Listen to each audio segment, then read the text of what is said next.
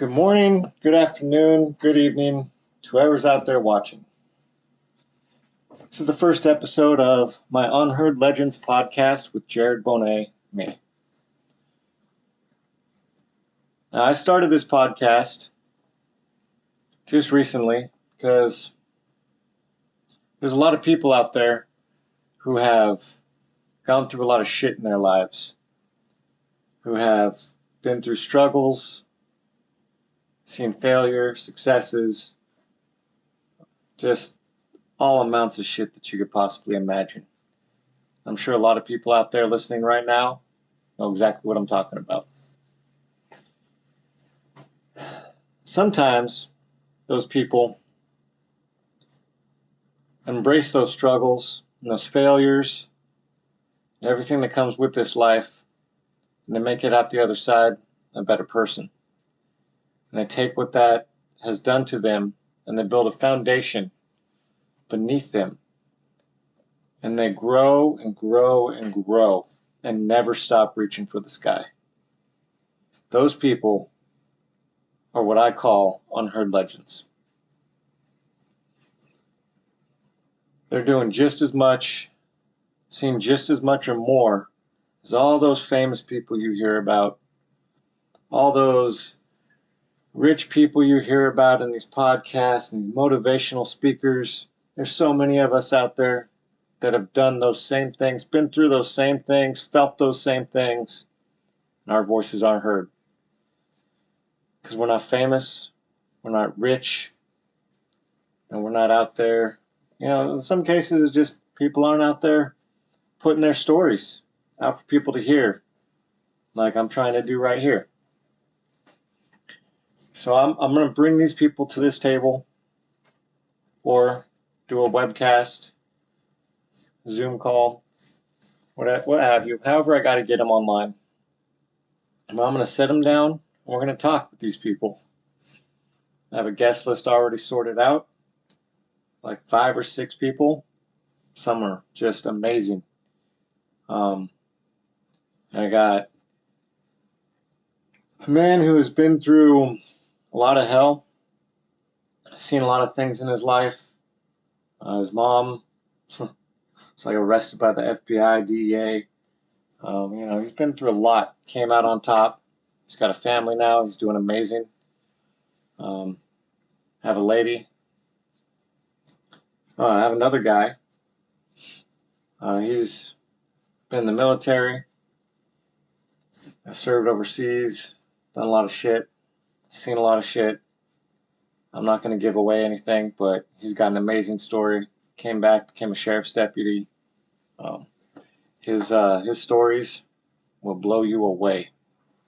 And then I have one that I have been prized over. Can't wait to hear from her. My wife works in this, has her own health and wellness company. She works with Arbonne, and her regional vice president is an amazing woman, and she has been through a lot. Her life, her stories, man, if that woman can't motivate you, can't show you what you can make of yourself, then I don't know what to tell you. But that interview is going to be coming up sometime in December, January. And man, let me tell you, that's one that you really want to hear. Her life, and what she has built, and what she has become, the things that she has accomplished, oh my God, that's going to blow you away. I cannot wait to hear from her. Now, I was really nervous to ask her if she would do this podcast. But she said that she'd be honored and she can't wait to join. So we're excited to have her on. And as for me, my name is Jered Bonneau. I've been through some shit myself. That's kind of what has motivated me in doing this. I grew up a rather normal life in the beginning. I'm not going to talk shit down on my parents. I had a stepdad. My family, my mom and dad got divorced when I was like 3. He was addicted to drugs. He was dealing drugs. So there's a lot of stuff involved in that. My mom got with my stepdad. Now that turned out not to be the best of times. For a long time, it wasn't the best of times. Bad shit happened. It was just craziness for a while. I'm not gonna dive into that. That's between me and them. But I grew up, and I I ended up rebelling really hard when I hit like 14, 15, somewhere in there. And before that, I was back and forth with my parents, between living with my dad and living with my mom. My stepdad was moving around a lot. He was in like radio marketing. So we were all over the place. And it was like from the Tri-Cities to Spokane, Washington to Yakima, Washington, back to Spokane, where I was living with my dad. They moved to Albuquerque. While I was here with my dad, I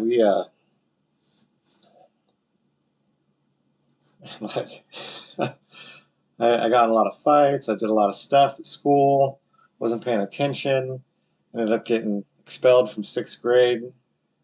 I just did a lot of crap, as a young kid.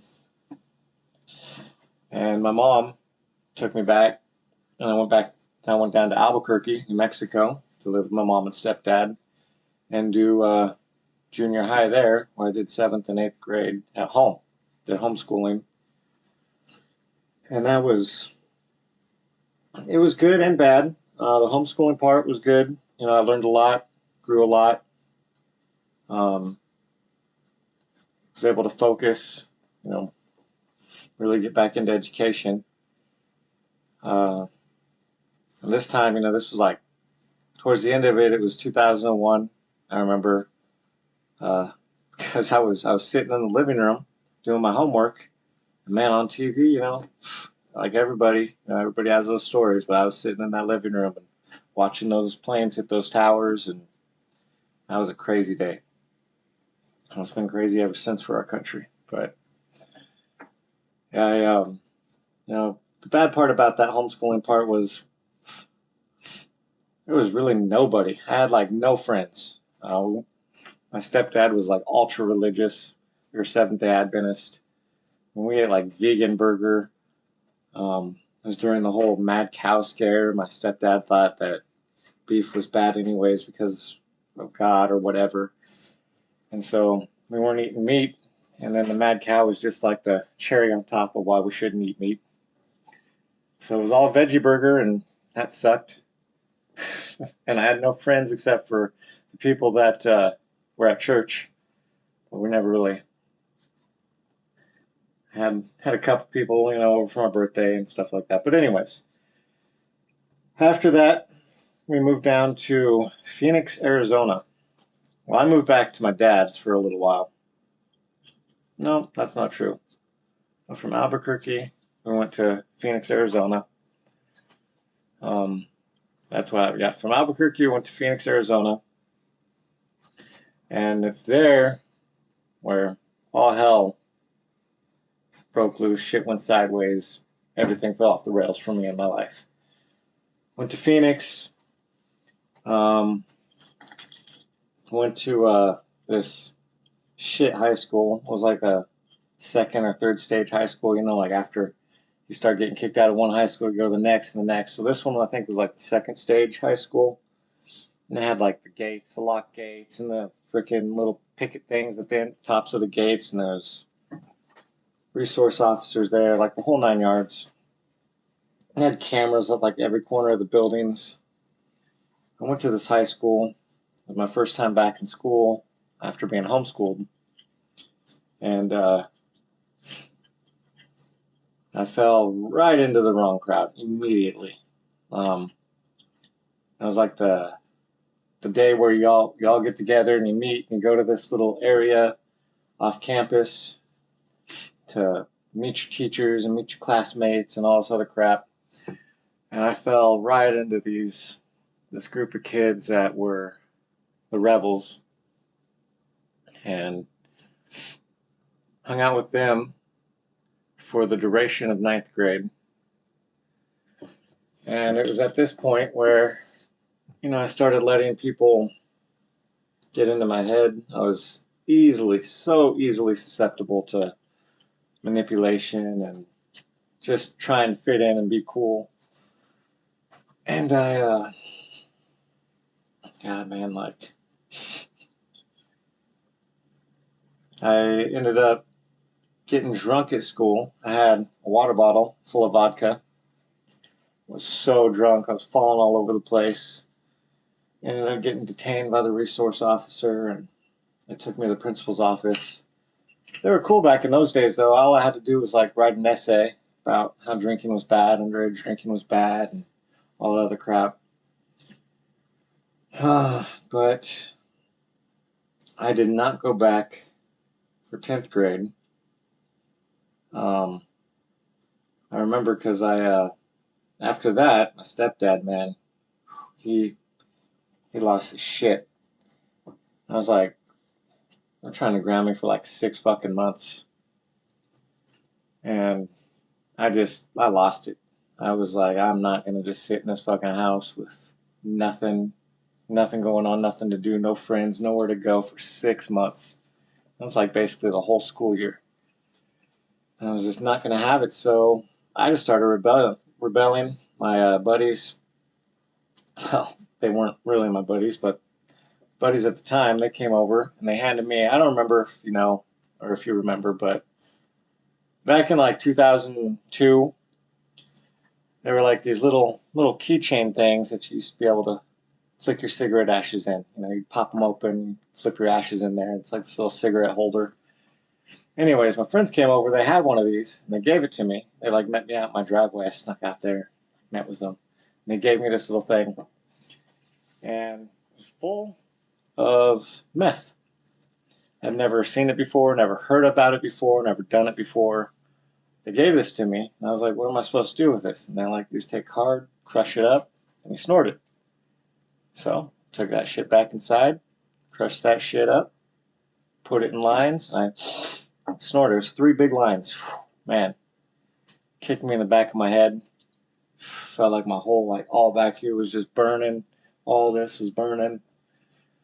And the drain, the taste drains in the back of your throat was awful.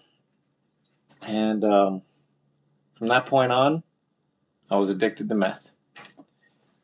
I was up for 3 days straight. I started this live journal, just on there typing away. Got addicted to meth. And it was at this point that it all went sideways.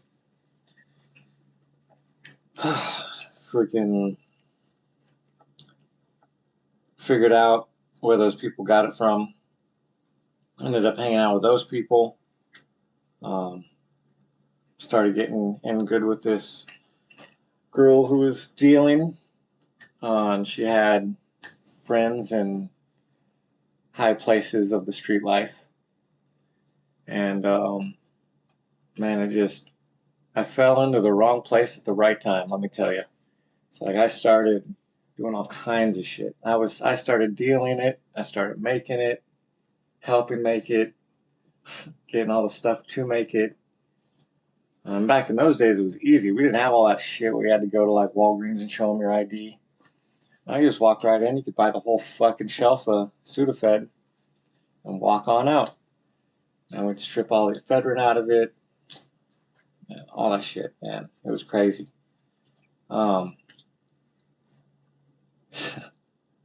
Ended up getting kicked out of my mom's house. Oh, back up. Before I got kicked out, I went to this charter school while I was still doing meth. I was still getting high. Went to this charter school, ended up getting expelled from this charter school for starting a clique. I just wanted to rebel against everything. This kid at school brought a satanic Bible, and the teacher, who was a Christian and was a pastor as well as being the principal of this charter school, lost her shit, like took it from him so he couldn't have it. And I lost my shit, like got a bunch of kids together. We like started like protesting against this lady for freedom of religion. And I got expelled for starting a clique. And man, my life was crazy for a minute. I was like stealing from stores, stealing from cars, stole cars, living in and out of dope houses, dealing lots of drugs, doing lots of drugs. This one time, I became so self-destructive. This one time I did a shit ton of various drugs. I did meth, I did ether, the ether. I did a little bit of shrooms, and some acid, and some freaking chronic, man, all together. And I was so violently high, I just wanted to die. I literally wanted to die. I wanted it to end. Wanted to die. It was so bad. Thought I was going to die. I ended up coming out of it a couple days later. And that was the most drugs, the worst high I'd ever been in my life. It was so violent, so destructive to my mind. It messed me up real bad. And I don't remember how it all took place, but eventually my older sister had a baby, and my nephew was born. And, I couldn't be around that. They didn't want me around that. All I had around me was just bad shit, bad people, bad business. It was all bad. I don't remember exactly how it all went down, but I remember I was kicked out. And I was just doing so many drugs, just nonstop. And then came to a point where it was like, I needed to change. I was like, I wanted to change. I just had it in my head I wanted to change. So I joined the military. I hadn't got my GED or nothing. I hadn't got nothing, no diploma. I was expelled from that charter school. It was like 10th grade. And I just said, fuck school. So I ended up having to get my GED, got my GED barely, and went into the recruiter's office high as a motherfucker. Went in there, and I just said, I want to join the Army. And I said, well, what do you want to do? And I said, I want to go overseas and I want to kill motherfuckers. That's exactly what I said to him. I said, all right, well, we'll join you up with the infantry. I took the fucking ASVAB. Told my recruiter that I was high on meth. He told me I need to be clean, come back in, do my piss test. So I got clean for it was like a week. Went in, took my piss test, came back negative. Everything was fine. Went into the MEP station, did all the crazy weird shit that you had to do, strip down to your boxers and crab walk across the fucking floor, all this weird shit. And then waited for my deployment date. Went back to the MEP station, fucking got on a bus, and bam, down to the base I went. And went down to Georgia. And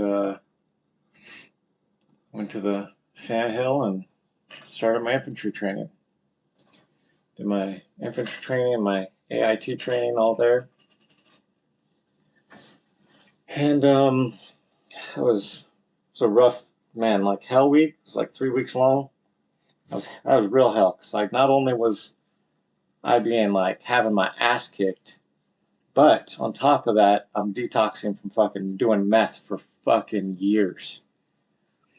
So it kicked my ass. But they taught me a lot, in basic training. And like just the running alone, man. Like if you're ever having like struggles in your head, you can't make decisions or whatever it is, train yourself to run. I'm telling you.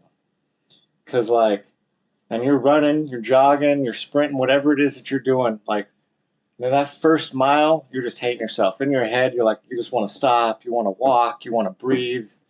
Man, The military, they're just like, go, go, go. You're not fucking stopping. You're keeping on going. You cross that mile marker line, I'm telling you, like something clicks in your head. And you're just like, your breathing regulates. The feeling in your body gets better. Like everything gets better. You're like, oh, I can fucking do this. And then you hit that second mile, and that third mile, and that fourth mile. And by the time you hit that fifth or sixth mile, man, you're loving life. It's a great high. It's like, and just that battle in your head that you had, where you were telling yourself to stop, but you didn't stop, and you kept going, and just kept fighting yourself, and you kept doing it. I'm telling you, man, running. If you're having struggles in your brain, if you're fighting with yourself, I'm telling you, man, you need to run. Go for a run. Go for a 2 or 3 mile run, nothing less. You need to cross that mile mark, and you need to go another mile. Don't go less than 2. And do that, and fight with yourself, and battle yourself, and defeat yourself, and win. I'm telling you, you're going to love life. Do run. Do runs. Anyways, finished my basic, finished AIT. In fact, we my platoon beat the freaking base record for that. I can't remember the name of it, but it's that obstacle where you're like at night and they got the freaking rounds firing above you. You're crawling through all the barbed wire and shit.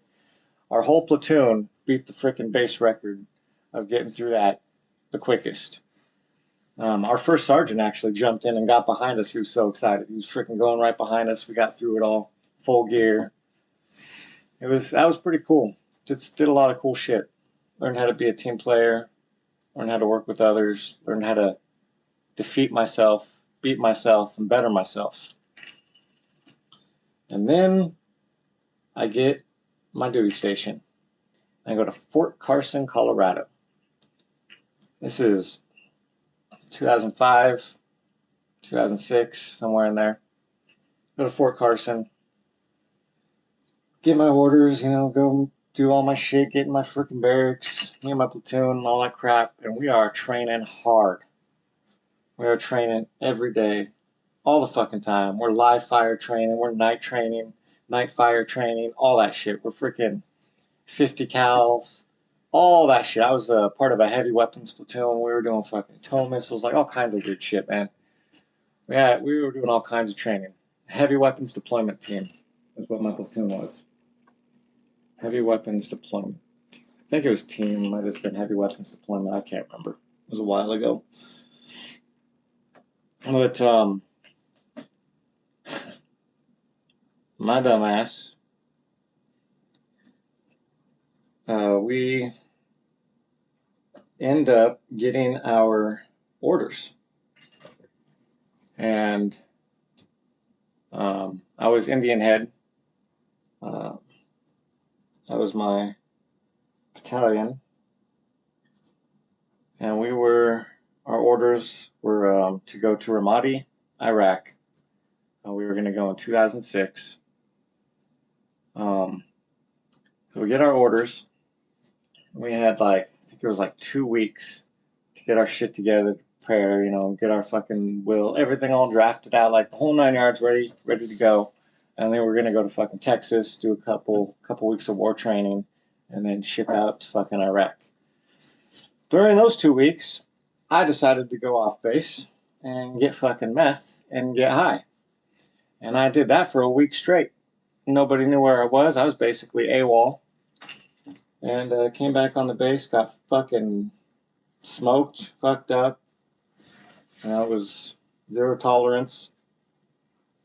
The crazy thing is, while I was off base, I ended up getting these drugs, doing a lot of meth. My second or third day into doing this meth, fucking got in with this Mexican mafia cartel lady. I don't even remember. Ended up at this lady's house, and this other dude showed up, and he beat the fuck out of me. Fucked me up, man. Real good. This other dude showed up. I don't know if he just didn't like me, didn't like my stories. I don't remember what happened. But he literally, I was in the kitchen. He just came to the door, walked up to me, and he was this big motherfucker, and just fucked me up good. And they weren't gonna let me leave. So I was in the bathroom and I broke the fucking window out and I fucking ran, man. I ran like my life depended on it. Got a taxi back to the base. Met my platoon sergeant, and first sergeant, all the way up. Taken all the way to the battalion commander, where I was fucking reassigned to some fucking bullshit where I was cleaning fucking windows with newspaper and all this other shit, getting smoked all the fucking time. And then I was booted. They gave me an other than honorable discharge. Booted. Back to Arizona I went. Back to meth I went. And this time, man, my mom really didn't want me back. Like, not back at the house. I was done. It was done. If the military couldn't fix me, nothing could fix me, right? I was over. It was done. Over with. So, did that. Now I had no place, man. All the fucking druggy friends that I freaking kicked to the side for the military, they were gone. My freaking mom's house, that was gone. Like, all my options were fucking blown. So, found like two of my friends that were still there for me. Like, there for me, they were fucking doing drugs. We were still doing drugs together. And like, we went on benders.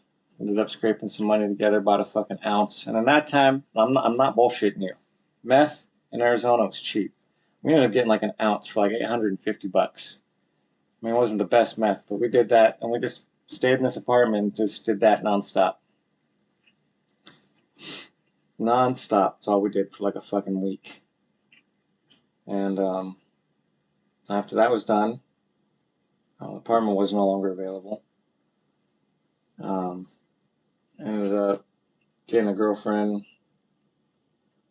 hanging out with, getting an apartment with her. We got raided by the police because one of the dudes in our apartment robbed another apartment while we were sleeping. This is no shit. We were sleeping. Me, my girlfriend, a couple other friends. We were all sleeping. And this motherfucker leaves, robs an apartment in the same complex, gets caught, runs back to our apartment, hides underneath our bed. The police, we get woken up by the police. Phoenix PD, open up. So we're like hiding fucking bongs in the closet, throwing meth off the table, all that shit. Police bust in, they freaking guns drawn, put us all in handcuffs. We end up getting evicted from there. That dude got arrested. I mean, and then from that point on, man, I would steal cars, live out of them. Steal a car and live out of it for 3-4 days. Go to grocery stores. Like, I'd go to Safeways and find like the receipts in the parking lot, put them in my pocket. I'd go to the deli and I'd ask for like, 3-piece chicken meal. Take it, tell them I pay it at the register. I'd walk around the store for a few minutes, walk through the registers with the receipt in my hand, show it to them. They'd be like, oh, okay. And I'd walk out the store with it because I had no money. I needed food. So do that. I'd go to gas stations and I'd just do like a smash and grab. Basically, I didn't smash nothing, but I would go in there and I would just like get chips, water, anything I could grab for food and fluids, and I would just dip out, and that would be my food and drink. And I was that guy on the corner asking for money, walking up to people at the gas pumps asking for money so I could eat. Not even to buy drugs. I was seriously just trying to eat. I could get drugs anywhere for fucking nothing. Just doing stuff for people, and they'd give me drugs. Could fucking make them. Remember this one time I fell asleep in the grass. Like in Phoenix, they have like these ditches, so like the water runs down them and shit. So the rain, like the monsoon seasons, are crazy. Anyways, I fell asleep in one of these ditches, and I remember I woke up and I had like thousands of ant bites all over my body. It fucking sucked so bad. Yeah, went through all that, and then what kind of started waking me up to the fact that I had nobody left was, and how bad I was. So I ended up getting fronted, and I would get drugs fronted to me. so I could sell, and then they'd take their portion, I'd take my portion or whatever. Got these drugs fronted to me from this drug dealer, and I can't remember how much it was, but she gave me quite a bit of drugs, meth, and I just did it all. I just fucking snorted it and smoked it and shared it, and never paid it back. And I was at this house where I was doing the meth that I got fronted, and she had two of her little buddies come at me at gunpoint, and they kidnapped me, put me in this fucking SUV that was being driven by the drug dealer, and she took off, and they were going to take me out to the desert and fucking kill me, because that's what it did. That's what the streets did. There's parts of the desert that you'd never get found. Go out there, it'd fucking pop you in the head, and that was it. So they were rushing through town, heading out to the desert, and this bitch was speeding, man. She was so fucking angry and excited and wanted to kill me. She was fucking speeding and got pulled over. And as soon as the cop knocked on that window and they rolled it down, I just shouted, "They're trying to murder me. They're trying to kill me. I've been kidnapped. Help me." He drew his gun, told me to get out. I got out, and I just fucking ran. I fucking ran and ran and ran. As far away as I could get. I took off my fucking shirt, my sweatshirt, my shirt, just trying to not be caught, not be found. Ran to a payphone, called my mom, told her what was happening, and she basically was just like, "Oh well, figure it out."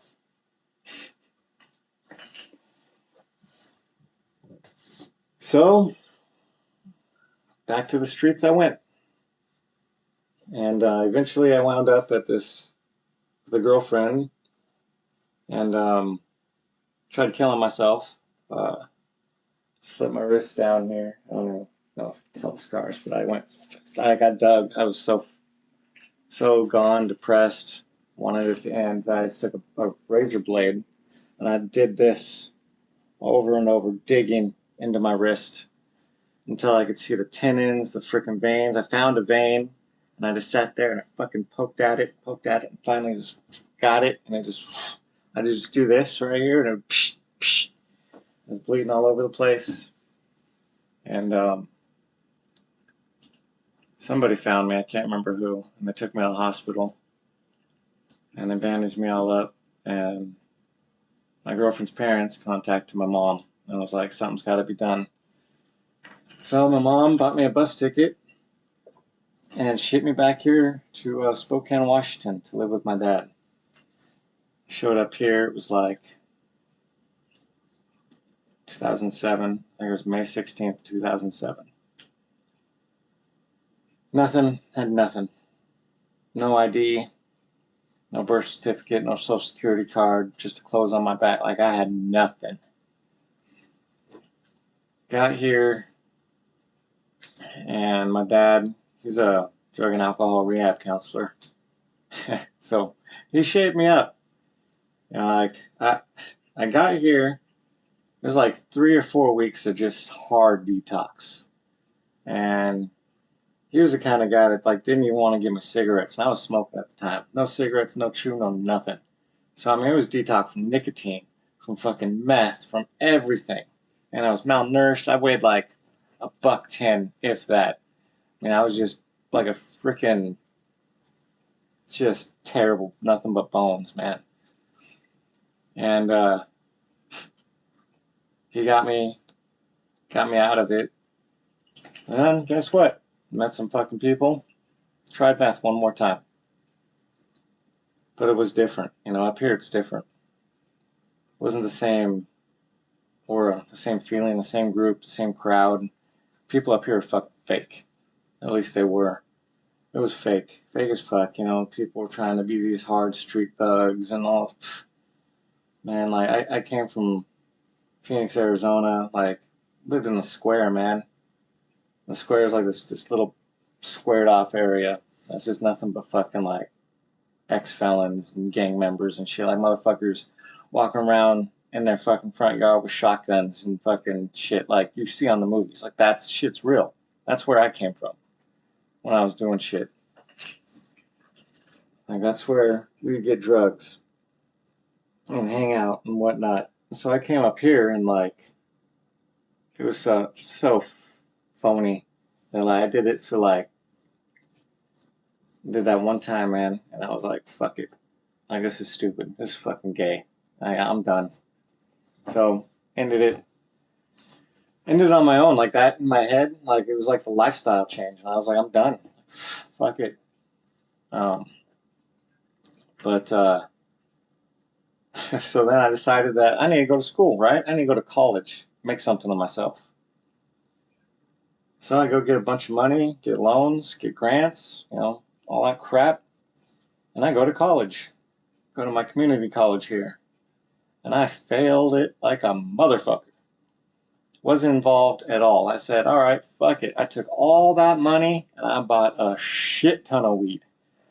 And I sat in my friend's garage and played Guitar Hero, I swear to God, every day for like a fucking month, just smoking all that weed.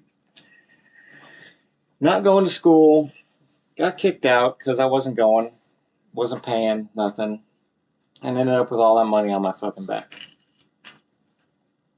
Oh man, it was so crazy. All that debt. Oh, also, backing up, just to even get into school was a fucking trip. Because I had nothing, right? So in order to get your ID here, you have to have your social security card and your birth certificate. At least you did. And a letter saying, that you lived at this location. And whether it be like a fucking power bill or whatever it was. So I had none of that. So I go to the social security office to get my social security card. And they told me I need my birth certificate. Oh, no, I'm sorry. Let me back. I ordered my birth certificate, got that. Took that and everything, documentation that I could possibly find that said I was me. Went to the Social Security office to get my Social Security card. And they told me I needed my ID to do it. But the Department of Motor Vehicles told me that I needed my social to get my ID. So here I am in this predicament, right? And my dad's there, and he's like,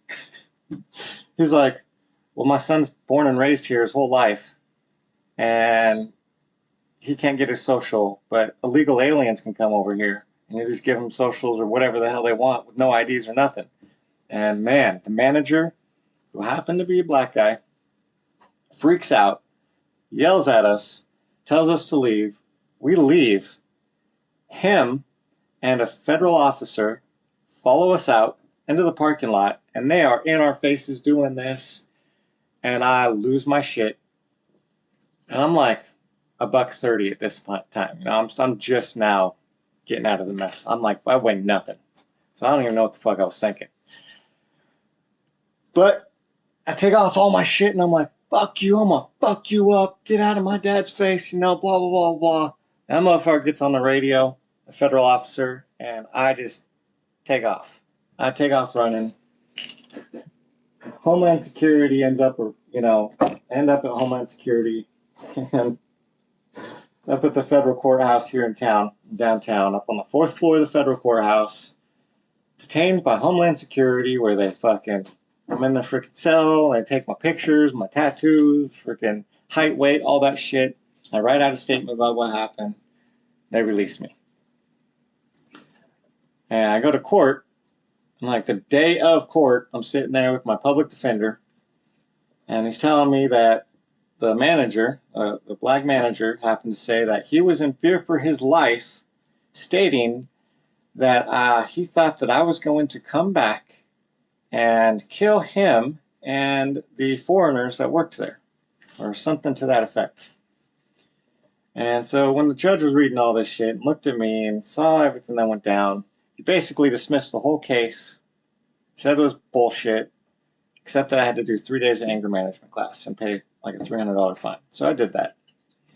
Got my social security card eventually, got my ID, had to go to Montana to get my ID, to come back to Washington to get my Washington ID.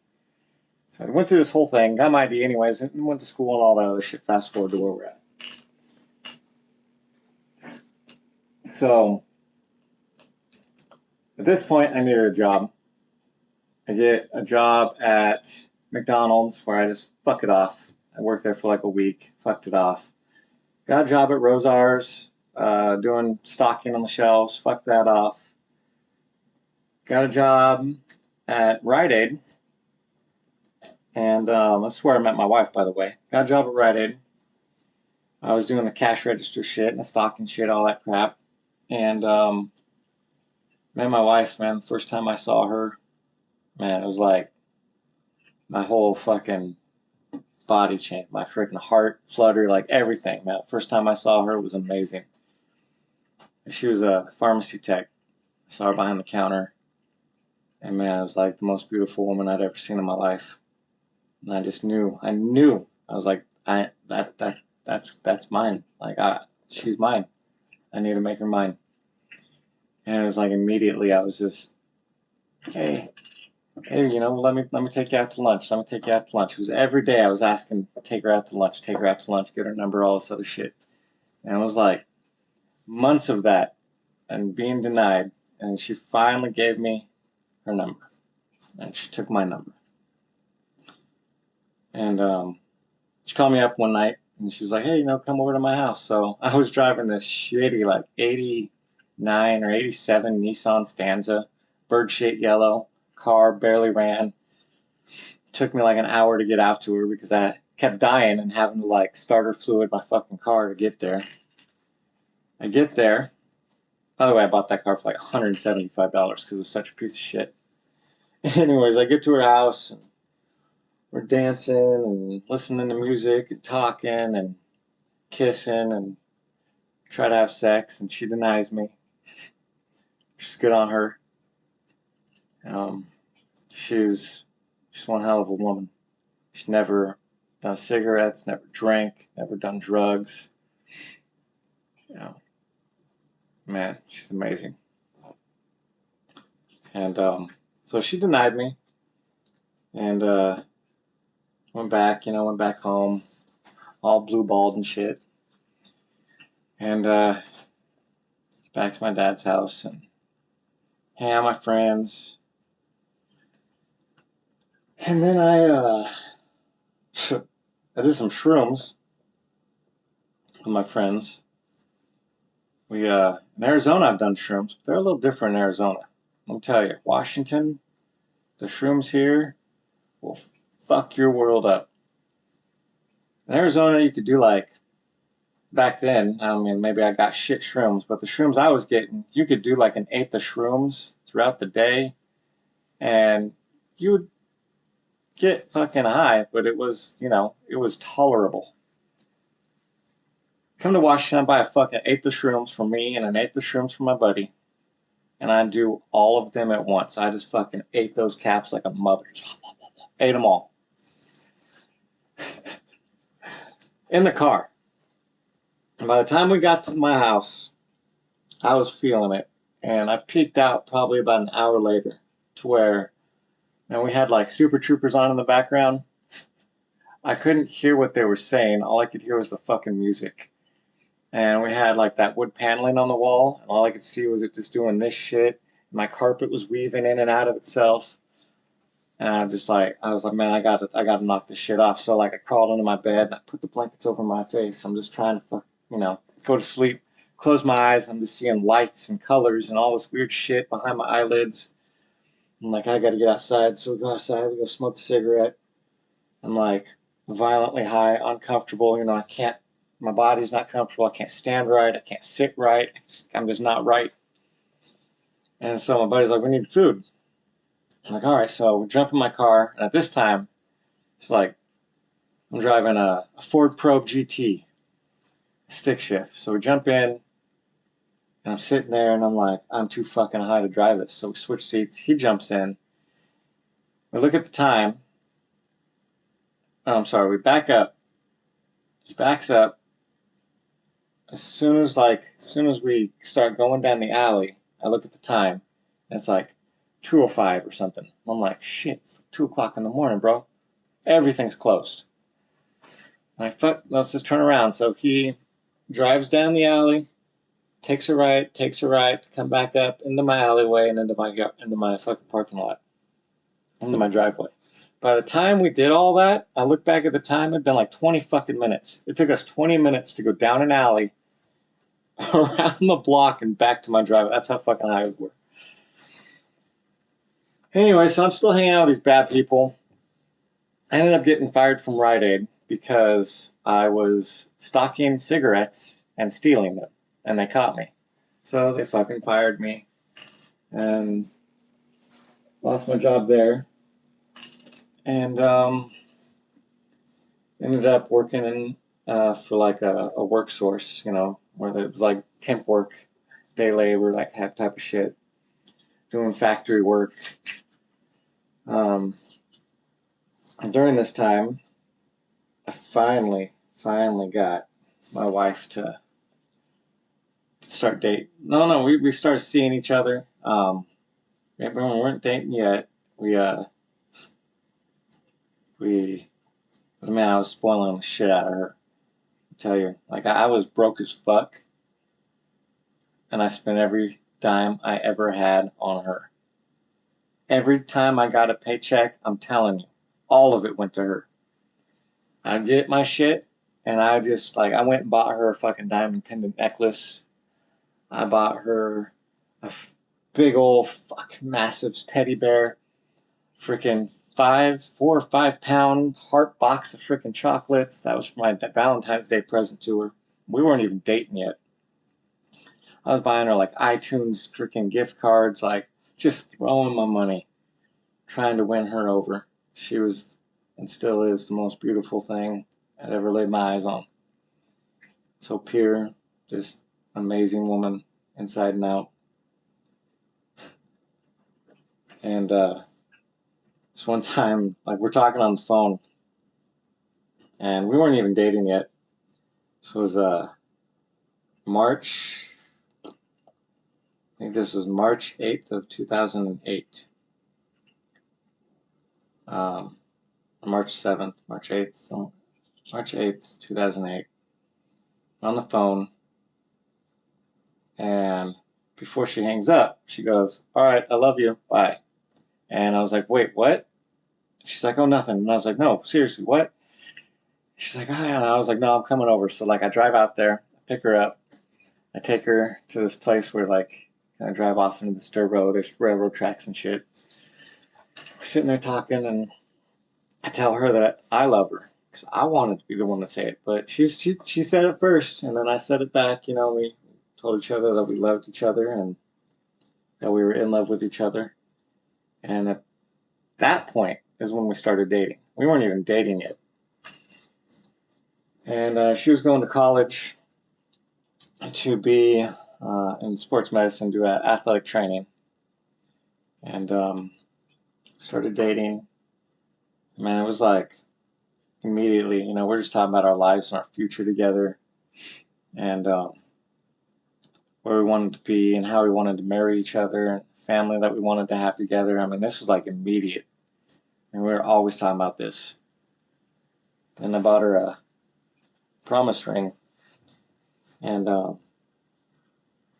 told her I wanted to marry her, but not yet. Like, I wanted to make sure that we were good. We needed to move in together, see how we dealt together.